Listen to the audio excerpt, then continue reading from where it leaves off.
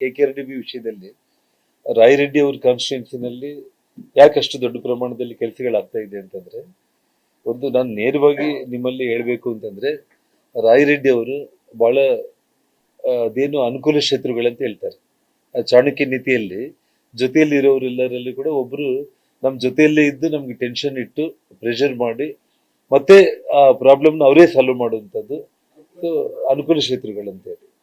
ಚಾಣಕ್ಯ ಇದರಲ್ಲಿ 9 ಕೆಟಗರಿ ನಮಗೆ ಎನಿಮೀಸ್ ಇರ್ತಾರೆ. ಅಂದ್ರೆ ಡೈರೆಕ್ಟ್ ಹೋರಾಟ ಮಾಡೋ ಶತ್ರುಗಳು. ಆ ರೀತಿ ಒಂದೊಂದಾಗಿ ಪಬ್ಲಿಕ್ ಅಲ್ಲಿ ನಮ್ಮ ಪರವಾಗಿ ಇದ್ದು ನಮಗೆ ವಿರೋಧ ಮಾಡ್ತಾನೆ, ಮತ್ತೆ ನಮ್ಮನ್ನ ದಾರಿಗೆ ತಗೊಂಡು ಬಂದು ಮತ್ತೆ ಅವರು ಹೆಗಲ ಮೇಲೆ ಕೈ ಹಾಕೋದಕ್ಕೆ ಒಂದು ವ್ಯವಸ್ಥೆ ಆಗುವಂತ ಅಂತವ್ರು. ಮತ್ತೆ ಇನ್ನು ಪೂರ್ತಿ ಜೊತೆಯಲ್ಲೇ ಇದ್ದು ವಿಪರೀತ ಟೆನ್ಷನ್ ಇಟ್ಟು ಆ ಟೆನ್ಷನ್ ಅವರೇ ಸಾಲ್ವ್ ಮಾಡುವಂಥದ್ದು. ಅದರಲ್ಲಿ ನಮ್ಮ ಬಸವರಾಜ ರಾಯರೆಡ್ಡಿ ಅವರು ನಂಬರ್ 1 ಅವರು. ಮುಖ್ಯಮಂತ್ರಿಗಳಿಗೆ, ಸರ್ಕಾರಕ್ಕೆ ನೋಡಿ, ಅಸೆಂಬ್ಲಿನಲ್ಲಿ ನಾವ್ ಯಾರು ಪ್ರತಿಪಕ್ಷದವರು ಮಾತಾಡೋದಕ್ಕಿಂತ ಕೂಡ ಹೆಚ್ಚಾಗಿ ಅವರೇ ಮಾತಾಡ್ತಾರೆ. ಏನು ಸ್ಪೀಕರ್ ಹತ್ರ ಪಾಯಿಂಟ್ ಆಫ್ ಆರ್ಡರ್ ಅಂತ ಎದ್ ಬಿಡ್ತಾರೆ. ಸ್ಪೀಕರ್ಗೆ ಇಷ್ಟು ಟೆನ್ಷನ್ ಅಂದ್ರೆ ಸ್ಪೀಕರೇ ಎಷ್ಟೋ ಸಲ ಅಸೆಂಬ್ಲಿನಲ್ಲಿ ಅವ್ರನ್ನ ಜಗಳ ಕೂಡ ಕೆಲವೊಂದ್ಸಲ ಜಗಳ ಮಾಡೋ ಪರಿಸ್ಥಿತಿ. ಹಾಗಾಗಿ ಫಂಡ್ಸ್ ಎಲ್ಲ ಅಲ್ಲಿ ತಗೊಂಡೋಗಿ ಹಾಕೊಂತ ಇದ್ದಾರೆ. ಇವಾಗ ನಾನೇನಿದ್ರೆ ಕುಷ್ಟಗಿ ಡೆವಲಪ್ ಆಗ್ಬೇಕು, ಗಂಗಾವತಿ ಡೆವಲಪ್ ಆಗ್ಬೇಕು, ಕೊಪ್ಪಳ ಡೆವಲಪ್ ಆಗ್ಬೇಕು, ಇದೆಲ್ಲವೂ ಕೂಡ ಇರುತ್ತೆ. ನೋಡಿ, ಲಾಸ್ಟ್ ಟೈಮು ಈ ಫಂಡಿಂಗ್ ವಿಷಯದಲ್ಲಿ, ಈ ಮ್ಯಾಕ್ರೋ ವಿಷಯದಲ್ಲಿ ಗಂಗಾವತಿಗೆ ಪೂರ್ತಿ ತಂಗಡಿಗೆ ಅನ್ಯಾಯ ಮಾಡಿದ್ರು. 120 ಕೋಟಿ ಅಮೌಂಟ್ ಅಲ್ಲಿ ಗಂಗಾವತಿ ಶೇರ್ 25 ಕೋಟಿ ಬರಬೇಕಾಗಿತ್ತು. ಅವರೇ ಕುತ್ಕೊಂಡ್ಬಿಟ್ಟು ಹಂಚ್ಕೊಂಡ್ಬಿಟ್ಟಿದ್ದಾರೆ ರೊಕ್ಕ. ನಾನು ಕೇಳಿದ್ರೆ ನಿಮ್ಗೆ ಯಾಕಂದ್ರೆ ನಾನು ಒಂದು ವಾರದಲ್ಲಿ 10-15 ಕೋಟಿ ಅಡ್ಜಸ್ಟ್ ಮಾಡಿ ಕೊಡ್ತೀನಿ ಅಂತ ಹೇಳೋದು, ಅದು ಕೊಡ್ಲಿಲ್ಲ. ನಾನು ಕೂಡ ಏನಂತಂದ್ರೆ ಒಂದಿಷ್ಟು ಎಲ್ಲೋ ಒಂದು ಕಡೆ ಒಂದು ಕಾಲದಲ್ಲಿ ಮನೆಗೆ ಬಂದು ಏನ್ ಬಟ್ಟೆ ಹಾಕೊಂಡಿದ್ದ ಬಟ್ಟೆಗಳ ಸಮೇತ ನಮ್ಮ ಹೆಲಿಕಾಪ್ಟರ್ ಹತ್ತಿ ಬಂದು ಸರ್ಕಾರ ಮಾಡ್ಲಿಕ್ಕೆ ಉಪಯೋಗ ಆಗಿದ್ದ. ಮುಂದೆ ಕೂಡ ಯಾವತ್ತಾದ್ರೂ ಉಪಯೋಗ ಆಗ್ತಾನೇನೋ, ಯಾಕೆ ಜಗಳ ಮಾಡೋದಂತ ಸುಮ್ಮನೆ ಇದ್ದೆ ನಾನು. ಆದ್ರೆ ಇವತ್ತು ಪರಿಸ್ಥಿತಿ ಏನಂದ್ರೆ ತಂಗಡಿಗೆ ಪೂರ್ತಿ ಕೆಟ್ಟೋಗಿದ್ದಾನೆ ಅಷ್ಟೆ. ಅಂದ್ರೆ ನಾನು ರಾಜಕೀಯವಾಗಿ ಮಾತಾಡ್ಬೇಕಂತಲ್ಲ, ತಂಗಡಿಗೆ ಕೂಡ ಮನಸ್ಸಾಕ್ಷಿ ಅನ್ನೋದು ಇಟ್ಕೊಂಡು ಮಾತಾಡ್ಬೇಕಾಗುತ್ತೆ. ಒಂದು ಅಭಿವೃದ್ಧಿ ಇಲ್ಲ, ಇನ್ನೊಂದಿಲ್ಲ. ಇವತ್ತು ಗಂಗಾವತಿಯಲ್ಲಿ ಬಹಳ ಗಂಭೀರವಾಗಿರುವಂತ ಒಂದು ವಿಷಯ ಅಂತಂದ್ರೆ ಡ್ರಗ್ಸ್ ವಿಚಾರ. ಎಷ್ಟು ಗಂಭೀರವಾಗಿದೆ ಅಂತಂದ್ರೆ ನೋಡಿ, ಗಂಗಾವತಿ ನಗರದಿಂದ ಒಂದು 3 ಯುವಕರು ಆನೆಗೊಂದಿ ಭಾಗಕ್ಕೆ ಹೋಗಿ ಅಲ್ಲಿ ಕಾಲುವೆ ಮೇಲೆ ವಿದೇಶಿಯರು ಆ ಹುಣ್ಣಿಮೆ ದಿವಸ ಒಂದು ಒಳ್ಳೆ ಆ ವಾತಾವರಣ ಅವರು ಎಂಜಾಯ್ ಮಾಡ್ತಾ ಇದ್ರೆ ಆ ಕಾಲುವೆಗೆ ಅಮೆರಿಕ ಮತ್ತು ಒರಿಸ್ಸಾದವ್ರನ್ನ ನುಗ್ಬಿಟ್ಟು ಆ ಒರಿಸ್ಸಾ ಒಂದು ಪ್ರವಾಸಿಗ ಡೆತ್ ಆಗಿರುವಂಥದ್ದು, ಮತ್ತು ಆ ಇಸ್ರೇಲ್ ಪ್ರಜೆನ ಮತ್ತು ನಮ್ಮ ಲೋಕಲ್ ಒಬ್ಬ ಲೇಡಿನ ಅವರು ರೇಪ್ ಮಾಡಿರುವಂತ ಒಂದು ಘಟನೆ. ಈ ವಿಷಯದಲ್ಲಿ ನಾನು ಅಸೆಂಬ್ಲಿಯಲ್ಲಿ ಮಾತಾಡೋದ್ರ ಮೂಲಕ ಮುಖ್ಯಮಂತ್ರಿಗಳ ಹತ್ರ ಹೋಗ್ಬಿಟ್ಟು ಅವ್ರಿಗೆ ನಾನು ಮನವಿ ಪತ್ರ ಕೊಟ್ಟೆ. ನಾನು ತಕ್ಷಣ, ಯಾಕಂದ್ರೆ ಹಿಂದೆ ನಾನು ಸಚಿವನಾಗಿರುವಂತ ಸಂದರ್ಭದಲ್ಲಿ ಹಂಪಿ ಮತ್ತು ಆನೆಗೊಂದಿ ಎರಡನ್ನೂ ಒಳಗೊಂಡು ಹಂಪಿ ಅಭಿವೃದ್ಧಿ ಪ್ರಾಧಿಕಾರ ವ್ಯಾಪ್ತಿ ಒಳಗಡೆ ಒಂದು ಸಬ್ ಡಿವಿಷನ್ ಮಾಡಿ ಒಂದು DSP ಮಟ್ಟದ ಅಧಿಕಾರಿಯನ್ನು ಮಾಡಿ 32 ಮೋಟರ್ ಬೈಕ್ಗಳನ್ನ, ಹೊಸ ಬೈಕ್ಗಳನ್ನು ಕೊಡಿಸೋದ್ರ ಮೂಲಕ 64 ಮಂದಿ ಪೊಲೀಸರು ರಾತ್ರಿ ಹಗಲು ಅವರು ಕಂಪ್ಲೀಟ್ ಗಸ್ತನ್ನ ಅವರು ತಿರುಗ್ತಾ ಇದ್ರು. ಅಂದ್ರೆ ಅಟ್ಲೀಸ್ಟ್ ಒಂದು ಜನಗಳಿಗೊಂದು ಭಯ ಅನ್ನೋದು ಇರಲಿ ಅಂತೇಳಿ. ಆ ನಂತರ ನನ್ನ ಬಂಧನ ತಕ್ಷಣ ಆ ಸಬ್ ಡಿವಿಷನ್ ಅಲ್ಲಿಂದ ಕಾಂಗ್ರೆಸ್ ಸರ್ಕಾರ ಸಿದ್ದರಾಮಯ್ಯ ಅವರು ಬಂದ ಮೇಲೆ ಅದನ್ನ ತೋರಣಗಲ್ಲಿಗೆ ಶಿಫ್ಟ್ ಮಾಡಿ ಇವತ್ತು ಅಲ್ಲಿ ಒಬ್ಬ ಪೊಲೀಸ್ ಸಬ್ ಇನ್ಸ್ಪೆಕ್ಟರ್ ಬಿಟ್ರೆ ಅದು ಹಂಪಿಯಲ್ಲಿ ಅಲ್ಲೇನು ವ್ಯವಸ್ಥೆಗಳೇ ಸರಿಯಾಗಿಲ್ಲ. ಇವತ್ತು ಆನೆಗೊಂದು ವಿಚಾರ ತಗೊಂಡ್ರೆ ಅಲ್ಲೂ ಏನೂ ಇಲ್ಲ. ಮೊನ್ನೆ ಮುಖ್ಯಮಂತ್ರಿಗಳಿಗೆ ನಾನು ಆನೆಗೊಂದಿಗೊಂದು ಪೊಲೀಸ್ ಸ್ಟೇಷನ್ ವಿಶೇಷವಾಗಿ, ಯಾಕಂದ್ರೆ ನೋಡಿ ಹಂಪಿಗೆ ಎಷ್ಟು ಜನ ಬರ್ತಾರೋ ಅದಕ್ಕಿಂತ 4 ಪಟ್ಟು ಆನೆಗೊಂದಿ ಭಾಗಕ್ಕೆ ಬರುವಂಥದ್ದು. ಇವತ್ತು ನಮ್ಮ ಆನಂದ್ ಸಿಂಗ್ ಅವರು ಹೇಳ್ತಾ ಇರ್ತಾರೆ, ಅಣ್ಣ ಹಂಪಿ ಬಂದು ಹೆಡ್ ಕ್ವಾರ್ಟರ್, ಆನೆಗೊಂದಿ ಅನ್ನೋದು ಸ್ವರ್ಗ. ಆದ್ರೆ ಇಡೀ ಪ್ರವಾಸಿಗರು ಇಷ್ಟಪಡೋದು ಹೆಚ್ಚಾಗಿ ಆನೆಗೊಂದಿ ಭಾಗದಲ್ಲೇ ಬಂದು ಉಳ್ಕೊಳ್ಳೋದಕ್ಕೆ ಇಷ್ಟಪಡ್ತಾರೆ ಅಂತೇಳಿ ಆ ಒಂದು ಸ್ಥಿತಿಯಲ್ಲಿ ನಾನು ಒಂದು ಪೊಲೀಸ್ ಸ್ಟೇಷನ್ ಆನೆಗೊಂದಿಗೆ, ಒಬ್ಬ ರಾಜ್ಯದ ಮುಖ್ಯಮಂತ್ರಿ ಒಂದು ಪೊಲೀಸ್ ಸ್ಟೇಷನ್ ಕೊಡ್ಲಿಕ್ಕೆ ಅಲ್ಲೇ ಇವ್ರನ್ನ ಕರೆದ್ಬಿಟ್ಟು ಬರೆದು ಇಮಿಡಿಯೇಟ್ ಆಗಿ ಇದ್ರ ಮೇಲೆ ಆಕ್ಷನ್ ತಗೊಂಡು ಎಸ್ಟಾಬ್ಲಿಷ್ ಮಾಡ್ರಿ ಅಂತಂದ್ರು. 4-5 ತಿಂಗಳಾಗಿದೆ, ಆಗ್ಲಿಲ್ಲ. ಇವತ್ತು ನೋಡಿ, ಮೊನ್ನೆ ಗಂಗಾವತಿಯಲ್ಲಿ ವಡ್ರೆಟ್ಟಿಯಲ್ಲಿ ಒಬ್ಬ ಡ್ರಗ್ ಸಪ್ಲೈಯರ್ ಒಬ್ಬನ ಅರೆಸ್ಟ್ ಆದ. ಅವನ್ನ ಇಟ್ಕೊಂಡು ಇನ್ವೆಸ್ಟಿಗೇಷನ್ ಮಾಡಿದ್ರೆ ಬಳ್ಳಾರಿಯಲ್ಲಿ 3 ಸಿಗಾಕೊಂಡ್ರು ಡ್ರಗ್ ಸಪ್ಲೈ ಮಾಡುವಂಥವ್ರು. ಬಳ್ಳಾರಿಯಲ್ಲಿ 3 ಅರೆಸ್ಟ್ ಮಾಡಿದ್ರೆ ಅವರಿಂದ ಕೇರಳದಲ್ಲಿ ಇನ್ನೂ ಒಂದು 3 ಅರೆಸ್ಟ್ ಆದ್ರು. ಆ ನಂತರ ಡ್ರಗ್ ಯೂಸ್ ಮಾಡಿರುವಂಥವ್ರು ಇಬ್ಬರನ್ನ ಅರೆಸ್ಟ್ ಮಾಡಿಬಿಟ್ಟು 8 ಮಂದಿನ ಅರೆಸ್ಟ್ ಮಾಡಿ ಪೊಲೀಸರು ತೋರಿಸಿದ್ದಾರೆ. ಇದಾದ್ಮೇಲೆ ಮೊನ್ನೆ ನಾನು ಇವಾಗ ನಮ್ಮ ಜಿಲ್ಲೆ ಇದು, ನಮ್ಮ ರಾಜ್ಯ ಇದು. ಇವತ್ತು ನಾನು drugs free Gangavathi, drugs free Koppal, drugs free ನಮ್ಮ ಕರ್ನಾಟಕನೇ ಆಗಬೇಕು ಅನ್ನೋದು ನಾವೆಲ್ಲರೂ ಕೂಡ ನಾವು ಹೋರಾಟ ಮಾಡುವಂಥ ಒಂದು ಸ್ಥಿತಿ ಇವತ್ತು ಬರ್ತಾ ಇರುವಂಥದ್ದು. ಇವತ್ತು ಬಸಾಪುರದಲ್ಲಿ ರೆಸಾರ್ಟ್ಸ್ ಎಲ್ಲ ಕೂಡ ಆನೆಗುಂದಿಯಲ್ಲಿ ಈ ಹಂಪಿ ಅಭಿವೃದ್ಧಿ ಪ್ರಾಧಿಕಾರದ ಒಂದು ರೂಲ್ಸ್ ರೆಗ್ಯುಲೇಷನ್ಸ್ ವ್ಯಾಪ್ತಿಗೆ ತುಂಬಾ ತೊಂದರೆ ಆಗ್ತಾ ಇದೆ. ಇವತ್ತೆಲ್ಲ ನಾಳೆ ನಮ್ಗೆ ತೊಂದರೆ ಆಗ್ಬೋದು ಅನ್ನೋಂಥ ಕಾರಣಕ್ಕೆ ಎಲ್ಲರೂ ಕೂಡ ಈ ಕಡೆ ಶಿಫ್ಟ್ ಆದ್ರು. ಸೊ ಅವ್ರಿಗೆಲ್ಲ ಅಕಾಮಿಡೇಟ್ ಮಾಡಿದ್ದಕ್ಕೆ ಇಲ್ಲಿ ರಾಘವೇಂದ್ರ ಹಿತ್ನಾಳ್ ಆಗಲಿ ಅಥವಾ ಜಿಲ್ಲಾ ಆಡಳಿತ ಆಗಲಿ ಒಂದು ಒಳ್ಳೆ ನಿರ್ಣಯ ತಗೊಂಡ್ರು. ಡ್ರಗ್ಸ್ ಸಪ್ಲೈ ಮಾಡೋನು ಬಸಾಪುರದಲ್ಲಿ ಸಿಗಾಕೊಂಡಿದ್ದಾರೆ. ಅವ್ನು ಸಿಗಾಕೊಂಡ್ರೆ ಎಲ್ಲಿ ಕೊಪ್ಪಳ ಭಾಗಕ್ಕೆ ಕೆಟ್ಟ ಹೆಸರು ಬರುತ್ತೆ ಅಂತ ಹೇಳ್ಬಿಟ್ಟು, ಇದೆಲ್ಲ ನಮ್ಮ ಜಿಲ್ಲೆ, ಅದನ್ನ ಬಿಟ್ಟು ಅವರು ತಗೊಂಡು ಗಂಗಾವತಿ ನಗರಕ್ಕೆ ಬಂದು ಅಲ್ಲಿ ಜೂನಿಯರ್ ಕಾಲೇಜ್ ಗ್ರೌಂಡ್ ಹತ್ರ, ಸಾರಿ ITI ಕಾಲೇಜ್ ಹತ್ರ ಅವನ್ನ ಅಲ್ಲಿ ತೋರಿಸಿ ಬಂಧನ ಮಾಡಿ ಇದು ಮಾಡಿದ್ದಾರೆ. ಇವಾಗ ಲಾಯರ್ಗಳೆಲ್ಲ ಕೂಡ ಪೊಲೀಸರ ಮೇಲೆ ಕಂಪ್ಲೇಂಟ್ ಕೊಟ್ಟು ಆ ವಿಚಾರದಲ್ಲಿ ಇದು ಈ ರೀತಿ ನಡೀತಾ ಇದೆ ಅಂತ ಹೇಳಿ. ಅಂದ್ರೆ ಇವ್ರು ಏನ್ ಮಾಡ್ತಾ ಇದ್ದಾರೆ ಅಂದ್ರೆ, ಗಂಗಾವತಿಗೆ ಈಗಾಗಲೇ ರಾಯರೆಡ್ಡಿ ಒಬ್ಬ ಅಷ್ಟು ದೊಡ್ಡ ಮನುಷ್ಯ ಆಗಿ, ಅಷ್ಟು ಬಾರಿ ಶಾಸಕರಾಗಿ ಒಂದು ಗೌರವದಿಂದ ನಡ್ಕೊಳ್ಳೋದನ್ನ ಬಿಟ್ಟು ವಿಧಾನಸಭೆಯಲ್ಲಿ ಆನೆಗುಂದಿ ಬಗ್ಗೆ ತುಂಬಾ ಕೀಳು ಮಟ್ಟದ ಮಾತುಗಳನ್ನ ಅವ್ರು ಮಾತಾಡಿದ್ದಾರೆ. ಅಂದ್ರೆ ಒಂದು ಈ ಜಿಲ್ಲೆ ವ್ಯಕ್ತಿ ನಾನು, ಈ ಹಿಂದೆ ಕೂಡ ನಾನು ಒಂದು ಒಳ್ಳೆ ಸ್ಥಾನದಲ್ಲಿ ಇದ್ದೇನೆ, ಸದ್ಯಕ್ಕೂ ಶಾಸಕನಾಗಿದ್ದೇನೆ, ಒಬ್ಬ ರಾಜಕೀಯ ಕಾರ್ಯದರ್ಶಿ ಆಗಿದ್ದೇನೆ, ಮತ್ತು ಗಂಗಾವತಿ ಕೊಪ್ಪಳ ಇಡೀ ಗೌರವನ್ನೇ ಅವರ ಅಸೆಂಬ್ಲಿನಲ್ಲಿ ಅವರ ರಾಜಕೀಯ ದ್ವೇಷಕ್ಕೆ ಅವರು ಬಲಿ ಮಾಡಿರುವಂಥದ್ದು.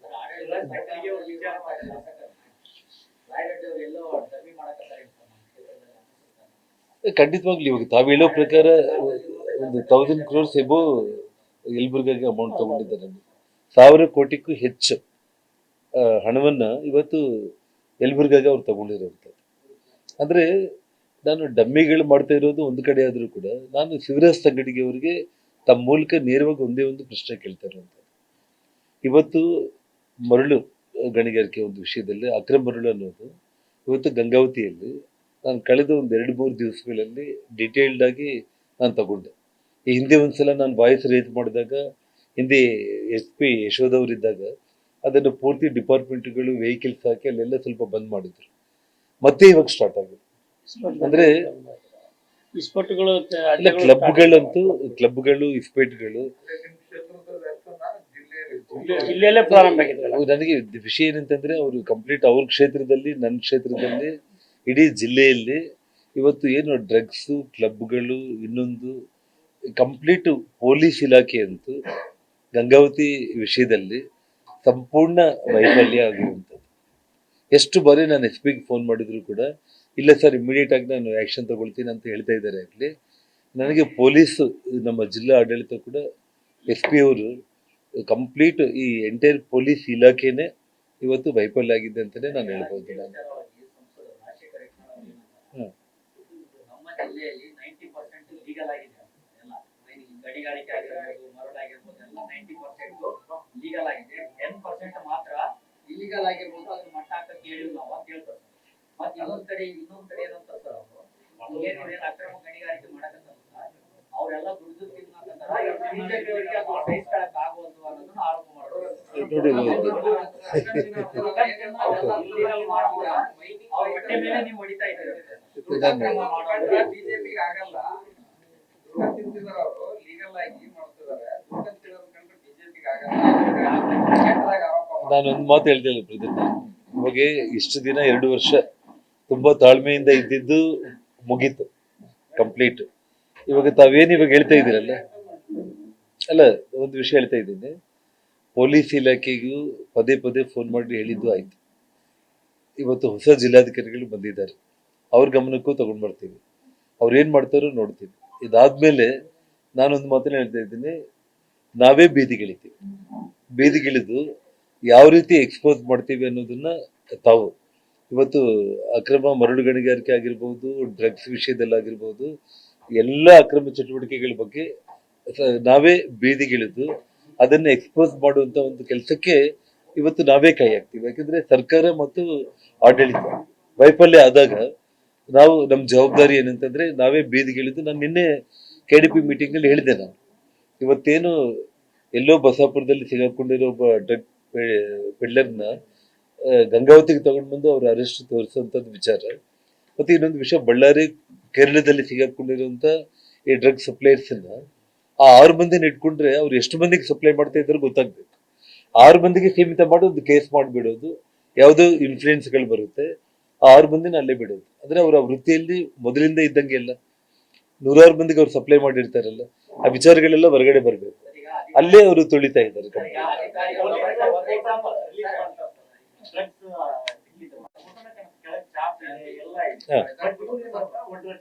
ಹೌದು,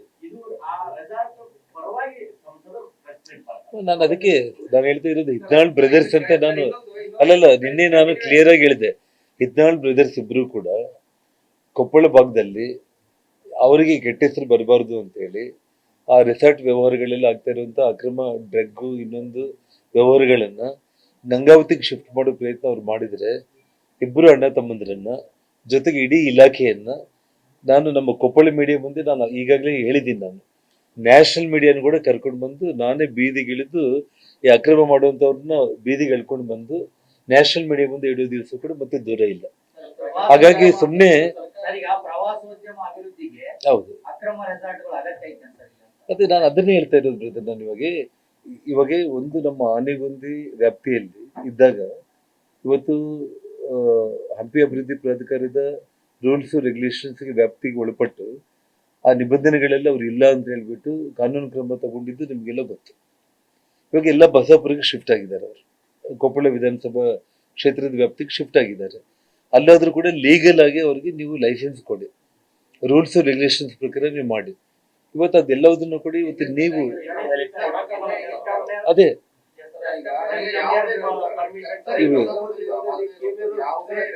ಇಲ್ಲ, ಸೊ ನಾನು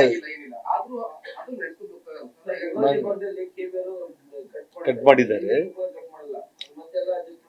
ನನ್ನ ಮುಖಂಡವ್ರು. ನಾನು ಹೇಳ್ತಾ ಇರೋದ್ರಿಂದ ಅದಕ್ಕೆ NA ಮಾಡಿಸಿ ಲೀಗಲ್ ಮಾಡಿ ಅವ್ರಿಗೆಲ್ಲ ಫೆಸಿಲಿಟೀಸ್ ಕೊಟ್ಟು ಸರ್ಟಿಫಿಕೇಟ್ಗಳು ಕೊಟ್ಟು ಕಾನೂನುಬದ್ಧವಾಗಿ ನೀವು ಮಾಡಿ, ಅದರಲ್ಲಿ ಯಾರ್ದು ಸಮಸ್ಯೆನೇ ಇಲ್ಲ. ಮತ್ತೆ ನಾವು ಮುಂದೆ ನಿಂತು ನಾವೆಲ್ಲರೂ ಕೂಡ ಸಪೋರ್ಟ್ ಮಾಡ್ತೀವಿ ಅವರಿಗೆ. ಆದ್ರೆ ಇವತ್ತು ಆ ಡ್ರಗ್ ವ್ಯವಹಾರಗಳು ಕೂಡ ಆ ರಿಸಾರ್ಟ್ ಅಲ್ಲಿ ಆಗಿರುವಂತ ಸಂದರ್ಭದಲ್ಲಿ ಅದನ್ನ ಇನ್ನೊಂದು ಕ್ಷೇತ್ರಕ್ಕೆ ಶಿಫ್ಟ್ ಮಾಡಿಬಿಟ್ಟು ಇವತ್ತು ಅಂದ್ರೆ ನಮ್ಮ ಅನುಪಸ್ಥಿತಿ ಕೇವಲ ಒಂದು ತಿಂಗಳು 2 ತಿಂಗಳಲ್ಲೇ ಇನ್ನೇನು ಕಥೆನೇ ಮುಗಿದೋಯ್ತಿತ್ತು. ಎಲೆಕ್ಷನ್ ಕೂಡ ರೆಡಿ ಆಗ್ಬಿಟ್ಟಿತ್ತು. ಅಲ್ಲಲ್ಲ, ಇಂಡೈರೆಕ್ಟ್ ಆಗಿನಲ್ಲ, ಡೈರೆಕ್ಟ್ ಆಗಿ ಟಾರ್ಗೆಟ್ ಮಾಡ್ತಾ ಇದ್ದಾರೆ, ಅದ್ರಲ್ಲಿ ಏನಿಲ್ಲ. ಅಲ್ಲ, ನಮ್ಮ ಗಂಗಾವತಿಗೆ ಬಂದು ನಮ್ಮ ಬಸಣ್ಣಪ್ಪ ಅವರು ಅಂದ್ರೆ ರಾಜಶೇಖರ್ ಹಿತ್ನಾಳ್ ಅವ್ರ ತಂದೆಯವ್ರನ್ನ MLA ಕ್ಯಾಂಡಿಡೇಟ್ ಅಂತ ಹೇಳ್ಬಿಟ್ಟು ಅವರು ಪ್ರಚಾರನೇ ಮಾಡಿದ್ರಿ 30 ದಿವಸ. ಅದ್ರಲ್ಲಿ ಏನು ಡೌಟ್ ಏನಿಲ್ಲ, ಅಷ್ಟೇ ಇಂಡೈರೆಕ್ಟ್ ಆಗಿ ಏನಿಲ್ಲ, ಡೈರೆಕ್ಟ್ ಆಗಿ ಅವರು ಟಾರ್ಗೆಟ್ ಮಾಡ್ತಾ ಇದ್ದಾರೆ.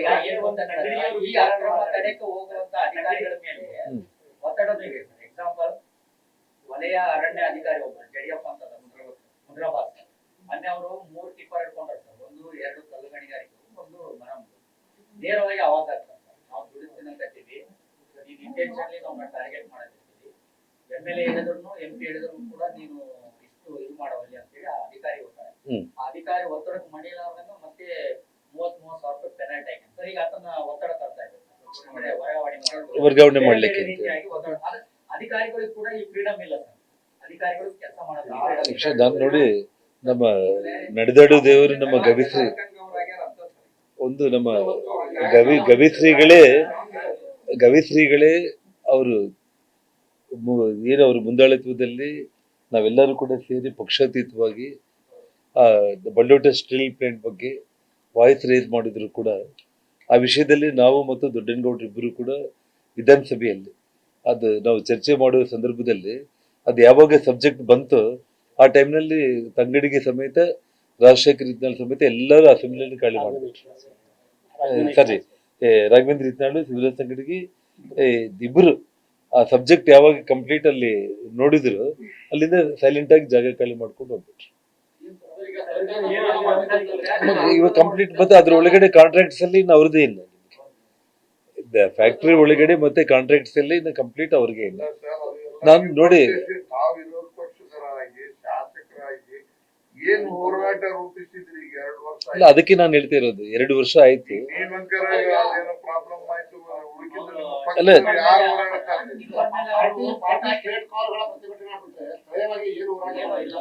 ಇದು ನಾನು ಒಂದು ವಿಷಯ ಹೇಳ್ತಾ ಇದ್ದೀನಿ ನಾನು. ಈಗ ಸರ್ಕಾರನ ವಿರೋಧ ಮಾಡ್ಬೇಕಂದ್ರೆ ನಿಮ್ಮ ಬತ್ತಳಿಕೆಯಲ್ಲಿ 100 ಬಾಣಗಳಿದೆ. ಆದ್ರೆ ಒಂದ್ ಕಡೆ ಜಿಲ್ಲಾ ಮತ್ತು ರಾಷ್ಟ್ರ ಮಟ್ಟದ ಭಾಜಪ ವಿರೋಧ ಮಾಡಕ್ ಹೋಗಿ ಎಡವಟ್ ಮಾಡ್ತಾ ಇದ್ದಾರೆ. ಇದಕ್ಕೆ ಹೆಂಗ್ ಸಮರ್ಥನೆ? ನೋಡಿ ಬಾ, ನಾನು ಆಲ್ರೆಡಿ ಒಂದು ಮಾತನ್ನು ಹೇಳಿದ್ದೇನೆ. 2 ವರ್ಷ ತಾಳ್ಮೆಯಿಂದ ಈ ಸರ್ಕಾರದ ವಿಚಾರಗಳೆಲ್ಲದನ್ನು ಕೂಡ ನೋಡಿದ್ದೀವಿ. ನಾವು ಪದೇ ಪದೇ ಪ್ರೆಸ್ ಮೀಟ್ಗಳ ಮೂಲಕ ಈ ಪೊಲೀಸು ಜಿಲ್ಲಾಡಳಿತ ವೈಫಲ್ಯಗಳ ಬಗ್ಗೆ ನಾನು ಹೇಳಿದೆ. ನಾನು ಒಂದು ಸ್ಟೇಜ್ನಲ್ಲಿ ನಾನು ಗಂಗಾವತಿಯಿಂದ ಕೊಪ್ಪಳಕ್ಕೆ ಪಾದಯಾತ್ರೆ ಮೂಲಕ ಜನರ ಗಮನ ಸೆಳೆದು ಜಿಲ್ಲಾಡಳಿತ ವೈಫಲ್ಯಗಳನ್ನ ಎತ್ತಿ ತೋರಿಸೋ ಪರಿಸ್ಥಿತಿ ಬರುತ್ತೆ ಅಂತೇಳಿ ನೇರವಾಗಿ ಜಿಲ್ಲಾಧಿಕಾರಿ SP ಅವರಿಗೆ ನಾನು ಹೇಳಿದ್ದೆ. ನಾನು ಇವತ್ತಿಗೂ ಕೂಡ ಅವರು ತಾವು ಹೇಳೋ ಪ್ರಕಾರ ಈ ರಾಜಕೀಯ ಒತ್ತಡಗಳಿಗೆ ಮಣಿದು ಅವರು ಕೆಲಸ ಮಾಡೋದು ಆಯಿತು ಅಂತಂದರೆ ಅವರು ಬೇಕಾದರೆ ಇಲ್ಲಿಂದ ಟ್ರಾನ್ಸ್ಫರ್ ಮಾಡ್ಕೊಂಡು ಹೋಗ್ಬೋದು ಸರ್ಕಾರಿ ಕೆಲಸ. ಆದರೆ ಪ್ರಾಮಾಣಿಕವಾಗಿ ಎಲ್ಲ ಇಲಾಖೆಗಳು ಕೆಲಸ ಮಾಡಬೇಕು ಅನ್ನೋದು ನಾವು ಅವರಲ್ಲಿ ಮನವಿ ಮಾಡ್ತಾ ಇದ್ವಿ ಅಧಿಕಾರಿಗಳಲ್ಲಿ.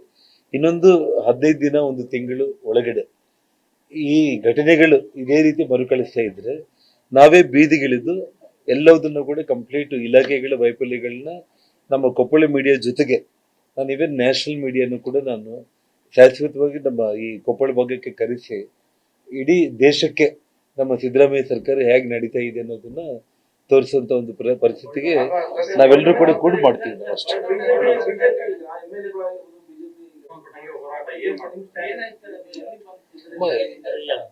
ಹೇಳಿ. ಅಲ್ಲ, ಸ್ಟ್ಯಾಂಡ್ ಅಂತಂದ್ರೆ ನಾವು ವಿರೋಧ ಮಾಡಿ ಪ್ರಶ್ನೆ ಇಲ್ಲ, ಅದು ಕ್ವಶನ್ ಕೇಳಿದ್ವಿ. ಬಟ್ ಆಡಳಿತ ನಮ್ಮ ಎದುರುಗಡೆನೆ ಮುಖ್ಯಮಂತ್ರಿಗಳು ಫೋನ್ ಮಾಡಿ ಹೇಳ್ತಾರೆ SP ಅವರಿಗೆ ಮತ್ತು DC ಅವರಿಗೆ ಬಂದ್ ಮಾಡಿ ಅಂತೇಳಿ.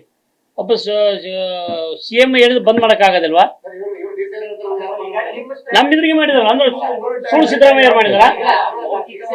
ನಾವು ಒಬ್ಬತ್ತಿಲ್ಲ, ಸಾಹೇಬ್ರೊಬ್ಬರೇ ಇಲ್ಲ, ಎಲ್ರೂ ಇದೀವಿ ನಾವು ಅಲ್ಲಿ.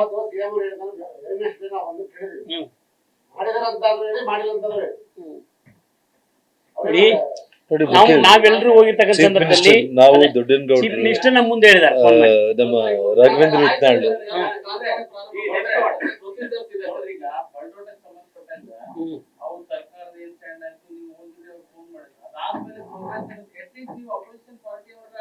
ಅಲ್ಲಿ ಏನ್ ಮಾಡ್ಬೋದು ಈಗ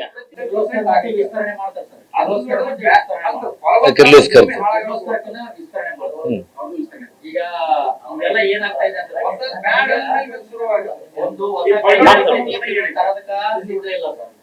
ಆಮೇಲೆ ಅಧಿಕೃತವಾಗಿ ಬೇಡ ಅಂತ ಹೇಳಿ ಒಂದು ಆದೇಶ ಹೊರಡ್ಸಕ್ಕೂ ರೆಡಿ ಇಲ್ಲ ಸರ್. ಮೌಖಿಕವಾಗಿ ಹೇಳಿದ್ರೆ ಯಾವ ಅಧಿಕಾರಿ ಕೇಳಬಲ್ಲ ಸರ್, ನೀವೇ ಹೇಳಿದ್ರಿ. ಮೌಖಿಕ ಆದ್ರೆ ಅಧಿಕಾರಿಗಳು ರಿಸ್ಕ್ ತಗೊಂಡು ನಮ್ಮ ಎದುರುಗಡೆನೆ ಫೋನ್ ಮಾಡ್ಬಿಟ್ಟು ಮತ್ತೆ ಆ ಫೋನ್ ಮಾತಾಡ್ತಿರೋ ಟೈಮ್ನಲ್ಲಿ ಕೂಡ ನಮ್ಮ ಕಾಂಗ್ರೆಸ್ ಸ್ನೇಹಿತರು ವಿಡಿಯೋ ಮಾಡ್ಕೊಳ್ಳೋ ಪ್ರಯತ್ನ ಮಾಡಿದ್ರೆ ಅಂದ್ರೆ ಮೀಡಿಯಾಗೆ ತೋರಿಸ್ಬೇಕು ಅಂತ ಹೇಳಿ. ಒಂದ್ ಸೆಕೆಂಡ್, 1 ನಿಮಿಷ ಬಾ. ಇವಾಗ ನಾವು ಕೊನೆಯಾಗಿ ನಾನು ಒಂದೇ ಮಾತನ್ನು ಹೇಳ್ಬೇಕು ಅಂತಂದ್ರೆ, ಬಲ್ಡೋಟ ಫ್ಯಾಕ್ಟ್ರಿ ವಿಷಯ ಆಗಿರ್ಬೋದು, ಶುಗರ್ ಫ್ಯಾಕ್ಟ್ರಿದು ಕೂಡ ನಾನು ಮೊನ್ನೆನೆ ಓದಿದೆ. ನಾನು ಜನರು ಪ್ರತಿರೋಧ ಬಹಳ ಇದೆ ಅಂತ ಹೇಳಿ ಆ ವಿಷಯ ಆಗಿರ್ಬೋದು. ನಮ್ಮ ದಡೇಸಗೌಡ ಬಸವರಾಜ್ ಜಿಲ್ಲಾಧ್ಯಕ್ಷರ ನೇತೃತ್ವದಲ್ಲಿ ನಾವೆಲ್ಲರೂ ಕೂಡ ಒಂದು ಈ ಕನಗಿರಿ ಕ್ಷೇತ್ರದಿಂದ ಈ ಮರಳಿನ ಅಕ್ರಮವಾಗಿ ಅವ್ರು ಏನ್ ಮಾಡ್ತಾ ಇರೋದು ಒಂದು. ಎರಡನೇದು, ಆನೆಗೊಂದಿಯಲ್ಲಿ ಪೊಲೀಸ್ ಸ್ಟೇಷನ್ ನಿರ್ಮಾಣ ಆಗ್ಬೇಕನ್ನೋದು 2.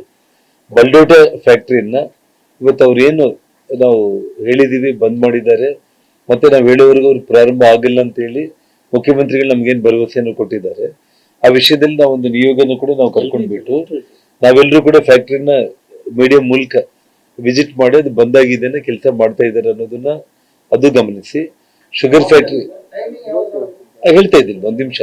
ಶುಗರ್ ಫ್ಯಾಕ್ಟ್ರಿ ವಿಚಾರದಲ್ಲಿ ಇದೆಲ್ಲದ್ರ ಮೇಲೆ ನಾವು ಇನ್ನೊಮ್ಮೆ ನಾವೆಲ್ಲರೂ ಕೂಡ ಇನ್ನೊಂದು 4-5 ದಿವಸದಲ್ಲಿ ಮುಖ್ಯಮಂತ್ರಿಗಳಿಗೆ ಒಂದು ಕೊನೆಯದಾಗಿ ಒಂದು ಮನವಿಯನ್ನ ನಾವು ಕೊಟ್ಟು ಅದಕ್ಕೊಂದು ಅವರು ಟೈಮು ಡೆಡ್ಲೈನ್ ಒಂದಿಷ್ಟು ಅವ್ರು ನಿಗದಿ ಮಾಡಿ ಅಷ್ಟೊಂದರೊಳಗಡೆ ಅವರೆಲ್ಲ ಕ್ರಮ ಕೈಗೊಳ್ತಾರೆ ಇಲ್ಲ ನೋಡ್ತೀವಿ.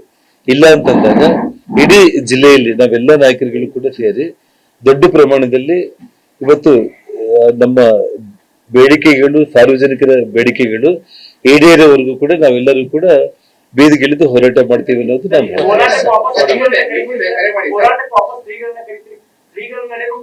ಅವತ್ತು ಶ್ರೀಗಳು ಒಂದು ಮಾತನ್ನ ಅವತ್ತು ಹೇಳ್ಬಿಟ್ರು. ರಾಘವೇಂದ್ರ ಹಿತ್ನಾಳು, ಶಿವರಾಜ್ ತಂಗಡಗಿ, ಬಸವರಾಜ ರಾಯರೆಡ್ಡಿ, ನೀವು ಸರ್ಕಾರದಲ್ಲಿ ಇದ್ದೀರಿ, ನೀವು ಮೂವರಿಗೂ ಜವಾಬ್ದಾರಿ ಕೊಡ್ತಾ ಇದ್ದೀನಿ. ಇವತ್ತು ಈ ಫ್ಯಾಕ್ಟರಿ ವಿಷಯದಲ್ಲಿ ಇದು ಬಂದಿಲ್ದಂಗೆ ನೋಡ್ಕೊಳ್ಳೋ ಜವಾಬ್ದಾರಿ ನಿಮ್ದು ಅಂತೇಳಿ ಆದೇಶ ಪತ್ರ ನೀವು ತಗೊಂಡ್ ಬರ್ರಿ ಅಂತಾನೆ ಅವತ್ತು. ಯಾಕಂದ್ರೆ ನಾವೆಲ್ಲ ವಿರೋಧ ಪಕ್ಷದಲ್ಲಿ ಇದೀವಿ ಅಂತ ಹೇಳಿ ಅವ್ರ ಮೂವರ ಹೆಸರು ತಗೊಂಡೆ ಬಹಳ ಗಟ್ಟಿಯಾಗಿ ಹೇಳಿದ್ರು. ಮತ್ತೆ ಇನ್ನೊಮ್ಮೆ ನಾನು ಈ ರೀತಿ, ಯಾಕಂದ್ರೆ ಅವ್ರ ಜೀವನದಲ್ಲಿ ಯಾವತ್ತೂ ಕೂಡ ಈ ರೀತಿ ಸ್ಟ್ರೈಕ್ ಗಳಿಗೆ ಬಂದಿಲ್ಲ ಅವರು. ಮತ್ತೆ ನಾನು ಇನ್ನೊಮ್ಮೆ ಬರಲ್ಲ ಅಂತೇಳಿ ಅವರು ಕಣ್ಣೀರಲ್ಲೇ ಬಹಳ ಎಮೋಷನಲ್ ಆಗಿ ಅವ್ರು ಮಾತಾಡಿದ್ರು ಅವರು. ಮತ್ತೆ ನೀವು ಇದನ್ನ ಸಾಧನೆ ಮಾಡದೆ ಹೋದ್ರೆ ನಾನು ಮತ್ತೆ ಇದನ್ನ ಬೀದಿಗೆ ಬರುವಂತ ಕೆಲಸ ನನಗೆ ಆಗಲ್ಲ. ನಾನು ಹಂಗೇನಾದ್ರೂ ಇದ್ರೆ ಮಠ ನಾನು ಎಲ್ಲಿರ್ತೀನೋ ಎಲ್ಲೋ ಒಂದು ಕಾಡಲ್ಲಿ ಹೋಗೋದ್ರು ಕೂಡ ನಾನು ದೇವ್ರ ಸೇವೆ ನಾನು ಮಾಡ್ಕೋಬಹುದು ಅಂದ್ರೆ ಆ ಮಟ್ಟಕ್ಕೆ ಅವರು ಮಾತಾಡಿದ್ರು. ಹಾಗಾಗಿ ಶ್ರೀಗಳನ್ನ ಮತ್ತೆ ನಾವು ಇದರಲ್ಲಿ ತಗೊಂಡ್ ಬರೋದು ಸೂಕ್ತ ಅಲ್ಲ. ನಾವೆಲ್ಲರೂ ಕೂಡ ಪ್ರತಿಪಕ್ಷ ನಾಯಕರುಗಳಾಗಿ ಇನ್ನೊಮ್ಮೆ ಮುಖ್ಯಮಂತ್ರಿಗಳ ಗಮನ ಸೆಳೆದು ಅವರಿಗೆ ಮನವಿಯನ್ನು ಕೊಟ್ಟು ಒಂದು ಸೂಕ್ತ ಸಮಯ ಇದ್ರ ಒಳಗಡೆ ನಾನು ಸಾಲ್ವ್ ಮಾಡ್ತೀನಿ ಅಂತ ಹೇಳಿ ಅವ್ರು ಮಾತು ಕೊಟ್ಟು ಆ ಡೇಟ್ ಒಳಗಡೆ ಆಗ್ಲಿಲ್ಲ ಅಂತಂದ್ರೆ ಎಲ್ಲರೂ ಸೇರಿ ದೊಡ್ಡ ಪ್ರಮಾಣದಲ್ಲಿ ಹೋರಾಟ ನಾವು ಮಾಡ್ತೀವಿ. ದೇವಸ್ಥಾನದಲ್ಲಿ ಅರ್ಚಕರಿಗೆ ಒಂದು ರೀತಿ ಏನಂದ್ರೆ ಆರತಿ ಮಾಡ್ಲಿಕ್ಕೆ